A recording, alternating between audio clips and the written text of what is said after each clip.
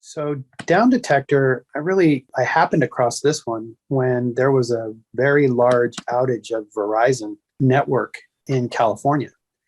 And it essentially, if you go to the facing page and it says real-time problem and outage monitoring, and you just type in, if you were to type in Verizon, for example, Okay. right now, and do a search on Verizon, the list that would come back it says no current problems. But when Verizon was having outage problems, it was massive, and there were thousands. And what I found was this is a really great tool for local issues, and it relies directly on people reporting. So in the areas where large server farms of Verizon equipment might exist, or Amazon, or one can link up with that information in real time and realize, boy, if the Bay Area's got downtime going on right now, that's going to affect me in rural Northern California, and so on and so forth. And the other thing that it allows is it allows an individual to report a problem by way of connecting here. So even if you don't think problem relates, it might. And it's always a good idea that to report back information that is within the area that is, potentially affected, and why. But you know what I'm going to do is anytime I'm having internet connectivity, I'm just going to go to your binder and go straight to this tab to find out what's going on with my connection.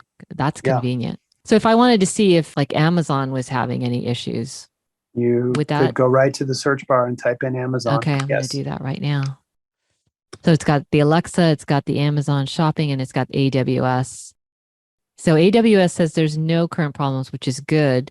So then that report that we saw earlier about Amazon may have been the shopping network or some other Amazon I suspect property. So. Okay. Exactly. So this is where I could dive in deeper from looking at Thousand Eyes internet outage map, and dive in a little bit deeper here to see what that company says about it. Great. Yeah, and as you can see, in looking, breaking down Amazon a little bit more, there are multiple server distribution systems that specialize in certain aspects. So that the idea of a global complete outage of Amazon for all of the aspects of its business is pretty unlikely, because Alexa is separate from AWS, is separate from music, and so forth. Yeah. But because they're all Amazon companies, it's certainly important to start drilling into that data to find out more about what is at issue in particular. Yeah.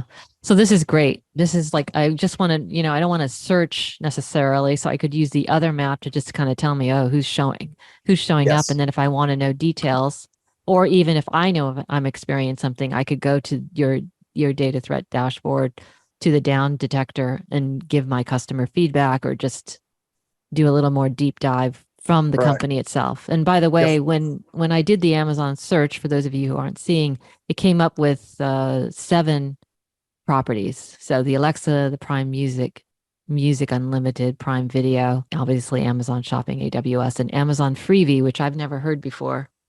But I'm not going to go try to figure out right now what Amazon is down, but it definitely gave me the tools to do that if I wanted to. So that's very cool.